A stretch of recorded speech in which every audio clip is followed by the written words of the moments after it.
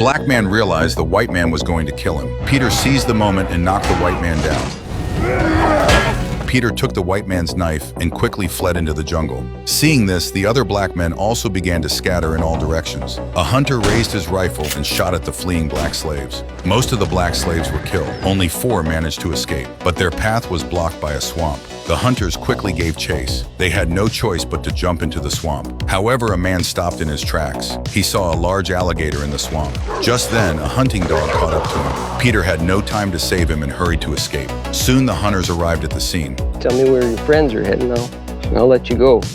I mean, he ain't worth chasing. Swamp. Swamps everywhere. Had an idea to get to Lincoln's army.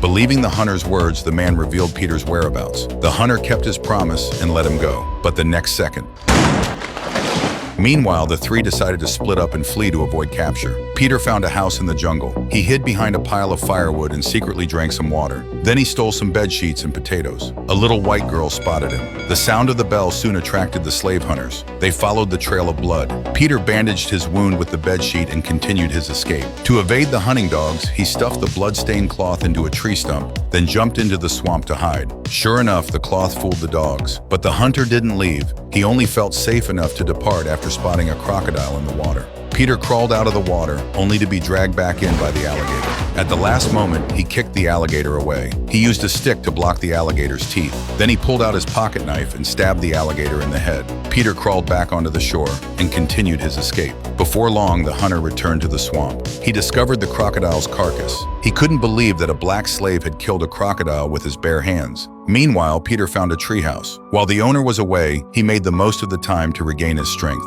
After eating and drinking his fill, he continued his escape. He hadn't gone far when he found a companion. However, the hunting dogs had caught up to them as well. Peter picked an onion and asked his companion to cover up his scent. But his companion didn't believe him and hid somewhere on his own. Before long, the hunting dog ran to a tree and began barking furiously. The hunter looked up and spotted the black man.